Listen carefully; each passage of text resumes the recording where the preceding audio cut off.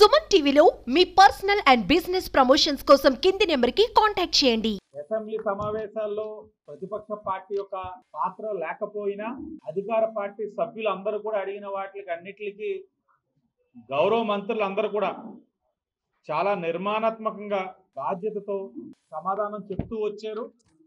సభ కూడా చాలా సజావుగా ఏదో మా పార్టీ వారని ప్రశ్నించేది కాకుండా అడిగిన ప్రతి ప్రశ్నకు కూడా సరైన సమాధానంతో మంత్రులందరూ కూడా రావడం, గత 5 సంవత్సరాలు లేని కొత్త విధానం తేవడం శుభ పరిణామం. అలాగే ఈ సందర్భంగా రాష్ట్ర ప్రజలకి తెలియజేస్తా ఉన్నాం, జగన్ జల్సా పథకం అచ్చంగా దాని విలువ 5,701 కోటి రూపాయలు. ఆ ఖర్చు ఎలాగంటే ప్యాలెస్ లో పెన్నులకి పేపర్లకి 9,84,00,000, ప్యాలెస్ ఫెన్సింగ్ కోసం 12,85,00,000, సచివాలయాలకి రంగులు వేసి తొలగించేందుకు 3,000 కోట్లు, సర్వే రాళ్ళ మీద జగన్ ఫోటోలు వేసేందుకు 700 కోట్లు, ఋషికొండపై విలాసవంతమైన భవన నిర్మాణం కోసం 430 కోట్లు, ప్రకటనల పేరుతో సాక్షికి దోచిపెట్టింది 500 కోట్లు, పట్టాదార పాస్ పుస్తకాలపై జగన్ ఫోటోల కోసం 13 కోట్లు, ప్యాలెస్ లో ప్రభుత్వ ఖర్చుల కోసం 15,25,00,000, ప్యాలెస్ లో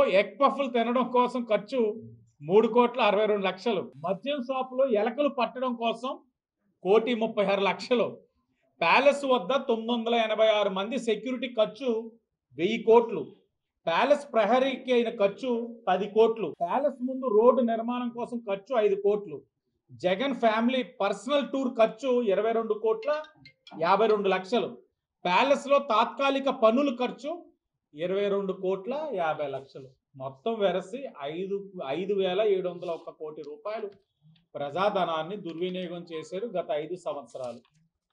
సరే, జగన్మోహన్ రెడ్డి ఒక ఖ్యాతి భారతదేశం నుంచి ప్రపంచ దేశాలకి వ్యాపిస్తా ఉంది. అంటే సిబిఐ నుంచి యుఎస్ కోర్ట్ ఆఫ్ జస్టిస్ కి వెళ్ళిపోయింది. గొప్పటి అచీవ్మెంట్ అండి ఇది. మన గత 5 సంవత్సరాల ముఖ్యమంత్రి గారు ఎంత గొప్పటి విజయం అది. సిబిఐ నుంచి యుఎస్ కోర్ట్ ఆఫ్ జస్టిస్. తప్పకుండా క్విట్ ప్రోకో కింద ఈ కేసు మళ్ళా ఓపెన్ అవుతుంది. ఏదైతే అదానీ ఇష్యూ ఉందో మరొక కేసు, ఆ పార్టీ నాయకులు నిద్ర లేవాలి. నిన్ననే ఆ పార్టీ మాజీ మంత్రి, ప్రస్తుత జనసేన పార్టీ నాయకులు శ్రీనివాస్ గారు చెప్తా ఉన్నారు, బాలినేని శ్రీనివాస్ రెడ్డి గారు నిద్రపోతే ఉదయం 1 గంటకి అధికారులు వచ్చి ఈ పేపర్ల మీద మిమ్మల్ని సంతకం పెట్టమంటున్నారు సీఎం గారు అని అన్నారట. ఆయన అప్పుడు మంత్రి చూసి, ఏంటి ఇది, ఈ ఎంఓయూలు ఏంటి, విధానం ఏంటి, రాత్రి 1 గంటకేంటి, నేను పెట్టను అంటే క్యాబినెట్ లో అప్రూవ్ చేసేసుకున్నారు. ఆయనే చెప్తా ఉన్నారు. ఈరోజు వాస్తవాలు బయటకు వస్తా ఉన్నాయి. అసలు కరప్షన్ ఎలా చెయ్యాలో ప్రపంచ దేశాలన్నింటిలోని పోటీ పెడితే తప్పకుండా గోల్డ్ మెడల్ జగన్కే వస్తుంది. ఆయనే సాధిస్తాడు, నాకు ఆ విశ్వాసం ఉంది. ఈ అంశంతో మరింత మా విశ్వాసం బలపడతా ఉంది.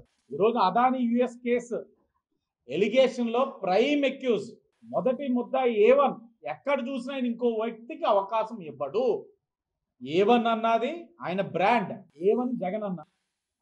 ఈరోజు రాష్ట్ర ప్రజలందరికీ అర్థమవుతా ఉంది, గత 5 సంవత్సరాలు ఇంతటి అవినీతి పరుడు పరిపాలించారు, ఇన్ని అవినీతి పరమైన కార్యక్రమాలు చేశారన్నది రాష్ట్ర ప్రజలకి చాలా స్పష్టంగా కనబడతా ఉంది. అలాగే ఈ శాసనసభలోని అనేకమైన బిల్స్ ఆమోదం పొందినాయి. గత 5 సంవత్సరాలు మీరు చూశారు, ఏదైతే ల్యాండ్ టైటిలింగ్ యాక్ట్ ఒక దురుద్దేశంతో కేవలం సామాన్యుల యొక్క భూమిని కష్టపడి సంపాదించుకున్న ఆస్తిని లాగేసుకోవాలన్న దురుద్దేశంతో ల్యాండ్ టైటిలింగ్ యాక్ట్ తీసుకొచ్చారు. ఎన్నికల ముందు మేము చెప్పాం, ఎన్డీఏ కూటమి అధికారంలోకి వచ్చిన వెంటనే ల్యాండ్ టైటిలింగ్ యాక్ట్ తీసేస్తామని. అధికారంలోకి వచ్చాం, ల్యాండ్ టైటిలింగ్ యాక్ట్ తీసేయడంతో పాటు land grabbing act, AP land grabbing నిషేధం చట్టం 2024ని తీసుకురావడం జరిగింది. మొన్న శాసనసభలో దాని ఆమోదం కూడా పొందడం జరిగింది. అంటే దాని ద్వారా ఏంటి అంటే, ఎవరైనా భూమిని ఆక్రమిస్తే అన్యాయంగా ఇక వారు బయటికి తిరగలేరు. 6 నెలల్లో ఇన్వెస్టిగేషన్ పూర్తి చేసి చట్టపరమైన చర్యలు తీసుకోబోతా ఉన్నాం. డిఎస్పీ స్థాయి అధికారితో ఇన్వెస్టిగేషన్ జరుగుతుంది. 6 నెలల్లో ఇంకా వారు బయటికి తిరిగే ప్రసక్తే ఉండదు. గత 5 సంవత్సరాలు మీరు చూశారు, పేదవాడి భూములకి వీరే సర్వే చేసేస్తారు, మళ్ళీ సెటిల్మెంట్కి వీరే పిలిపించుకుంటారు, దాంట్లో సగం భూమి వాళ్ళకి ఇచ్చేయమంటారు. ఇంకా ఎవరైనా సరే పేదవాడి జోలికి వెళ్ళినా, సామాన్యుడు ఒక ఆస్తి జోలికి వెళ్ళినా ఈ యొక్క ల్యాండ్ గ్రాబింగ్ యాక్ట్ ఏదైతే ఉందో చాలా కఠినమైన చర్యలు ఉంటాయి ఆ యాక్ట్ ద్వారా. మేము మరలా చెప్తా ఉన్నాం, వాళ్ళ మాదిరిగా చెప్పే ప్రభుత్వం కాదు ఇది, చేసే ప్రభుత్వం. మాటల ప్రభుత్వం కాదు, చేతల ప్రభుత్వం ఇది. ఇచ్చిన ప్రతి మాటకి కట్టుబడి ఉన్నాం. బ్లేడ్ బ్యాచ్, గంజాయి బ్యాచ్ గురించి పదే పదే అనేవారు వీళ్ళు, మాట మాటకి మాకు ఆపాదించేవారు. కానీ ఏనాడు కూడా దాని మీద శ్రద్ధ వహించలేదు, వాటిని చర్యలు తీసుకోవడానికి ఉత్సాహం కూడా చూపించలేదు, చొరవ తీసుకోలేదు. మేము వచ్చి 5 నెలలు అయింది. మీ భద్రత మా బాధ్యత ద్వారా అనేక కార్యక్రమాలు చేశాం. 57 మంది పైన గంజాయి కేసు కట్టించాం రాజమండ్రి సిటీలో. 4-5 మీద ఆకతాయిలు ఎవరైతే ఈ యొక్క కార్యక్రమాలన్నింటికి మూలాలు ఉన్నారో వాళ్ళపైన రౌడీ షీట్లు ఓపెన్ చేసి ఉంచున్నాం. చాలా చోట్ల సీసీ కెమెరాలు సొంత ఖర్చులతో పెట్టించున్నాం. ఇదే అంశాన్ని అసెంబ్లీ సాక్షిగా మాట్లాడాం. గౌరవ హోమ్ మినిస్టర్ గారిని సమాధానం ఇవ్వాలని అడిగాను నేను. ఆవిడ కూడా దానికి మంచి సమాధానం ఇచ్చారు, తీసుకోబోయే చర్యలు చెప్పారు. రాజమహేంద్రవరం పరంగా జరుగుతున్న సమస్యల గురించి చెప్పాను, అర్థం చేసుకున్నారు. మీ భద్రత మా బాధ్యత ద్వారా ఏదైతే కార్యక్రమం రూపేణా మహిళల్ని ఈ యొక్క పోలీస్ డిపార్ట్మెంట్ తోటి అనుసంధానం చేస్తూ ఈ క్రైమ్ రేట్ని ఎలా తగ్గించాలో రాజమహేంద్రవరం సిటీ అనేది ఒక రోల్ మోడల్ కింద రాష్ట్రానికి నిలిచింది అని చెప్పిన తర్వాత గౌరవ ఐటీ విద్యాశాఖ మంత్రి లోకేష్ గారు కూడా లేచి, లేదు ఇష్యూ చాలా తీవ్రమైనది, తప్పకుండా దీని మీద అసెంబ్లీలో ఒక రోజు చర్చించాలి. గత 5 సంవత్సరాలు బ్లేడ్ బ్యాచ్, గంజాయి బ్యాచ్ ఎందుకు పెట్టరేగిపోయారు? ఏనాడు ముఖ్యమంత్రి ఆన్ రికార్డ్ ఎందుకు దాని మీద సమీక్షించలేదు, మాట్లాడలేదు? దౌర్భాగ్యం. ఇక్కడ హోమ్ మినిస్టర్ గారు ఉన్నారు, పక్కన కొవ్వూరులోనే గత హోమ్ మినిస్టర్ గారు వైసీపీలో. ఆవిడ ఎందుకు ఏ రోజు కూడా ఈ జిల్లా కేంద్రం అయిన రాజమహేంద్రంకి వచ్చి ప్రెస్ మీట్ పెట్టలేదు? జిల్లా ఎస్పీని పెట్టుకొని ఎందుకు ఏ రోజు సమీక్షించలేదు? కారణం, మీ పార్టీ వాళ్ళే ముద్దాయిలు అయినప్పుడు ఇంక మీరేం పెట్టగలుగుతారు? అందుకని మీరు పెట్టలేదు. మేము ధైర్యంగా ఎందుకు పెట్టగలుగుతున్నాం? మాలో ఎక్కడ తప్పు లేదు.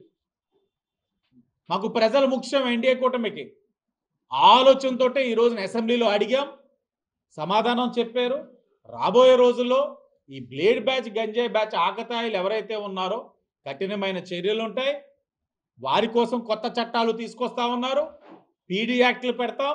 అన్ని విధాలుగా కూడా ఏదైతే ప్రజలకి ఇబ్బందులు కలిగించే అంశాన్ని ఎక్కడా కూడా ఉపేక్షించేది లేదని కూడా చాలా స్పష్టంగా హోమ్ మినిస్టర్ గారు చెప్పడం జరిగింది. అలాగే చంద్రబాబు నాయుడు గారు గౌరవ ముఖ్యమంత్రి గారు కూడా చెప్పడం జరిగింది.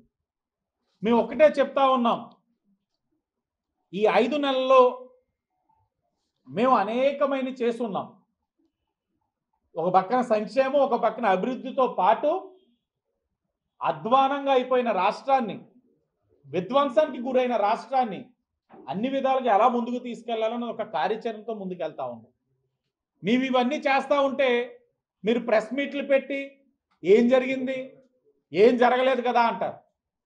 నేను అడుగుతా ఉన్నాను సూటిగా వైసీపీ వాళ్ళని ఒకటే ప్రశ్న, మీరు ప్రెస్ మీట్ పెట్టే ముందు మీ పార్టీ నాయకుడు, మీ పార్టీ అధ్యక్షులు కడప ఎమ్మెల్యే జగన్మోహన్ రెడ్డి దగ్గరికి వైసీపీ వాళ్ళు వెళ్ళి, మనం ఇన్ని మాట్లాడుతూ ఉన్నామే, నువ్వు అసెంబ్లీకి ఎందుకు వెళ్ళట్లేదని వాళ్ళని అడగమంటా ఉన్నాను. వైసీపీ వాళ్ళు ఎందుకు అడగలేకపోతా ఉన్నారు? మీ మాటలు కోటలు దాటుతున్నాయి కానీ ఆయన అసెంబ్లీకి రావట్లా. దేనికా భయం? ఏం జరిగిపోద్దని మీరు అసెంబ్లీకి రావట్లేదు జగన్మోహన్ రెడ్డి గారు? మీ మాదిరిగా మాకు కక్ష రాజకీయాలు, నీచ రాజకీయాలు అయితే మేము చెయ్యం. మిమ్మల్ని అసెంబ్లీకి రమ్మనే స్వాగతిస్తా ఉన్నాం. ఇన్ని చెప్పినా కూడా మీరు అసెంబ్లీకి రారు. ఇంత పెద్ద స్కామ్, 1300 కోట్లు స్కామ్ జరిగింది. నేరుగా యుఎస్ నుంచి డైరెక్ట్గా కోర్టులో జరిగిన స్టేట్మెంట్ బయటకు వచ్చింది. జగన్మోహన్ రెడ్డి A1 ప్రధాన నిందితుడు, ఇంత డబ్బు ముట్టింది ఆయనకి, ఈ కార్యక్రమం చేయడానికి ముడుపుల కింద ఇంత డబ్బు ముట్టింది అన్నారు. అవాస్తవం అయితే అసెంబ్లీకి వచ్చి ఇది అవాస్తవం, నా మీద నిందలేస్తా ఉంది యునైటెడ్ స్టేట్స్ ఆఫ్ అమెరికా నా మీద నిందలేస్తుందని ఎందుకు మీరు వచ్చి చెప్పలేకపోయారు అసెంబ్లీకి? హుటాహుటిన బెంగళూరుకి వెళ్ళిపోవాల్సిన అవసరం ఏమొచ్చింది మీకు? అసెంబ్లీకి రాకుండా బెంగళూరుకి పారిపోవాల్సిన అవసరం జగన్మోహన్ రెడ్డికి ఎందుకు వచ్చింది? రాష్ట్ర ప్రజలకి తెలిసిపోతాయి కాబట్టే నిజాలు. మీరు చేసిన కార్యక్రమాలు, అవినీతి రాష్ట్ర ప్రజలకు అర్థం అవుతా ఉంది కాబట్టి మొహం చూపించుకోలేక మీరు అసెంబ్లీకి రాకుండా వెళ్ళిపోయారు. అచ్చంగా చెప్పాలంటే వెళ్ళిపోవడం కాదు, పారిపోయారు.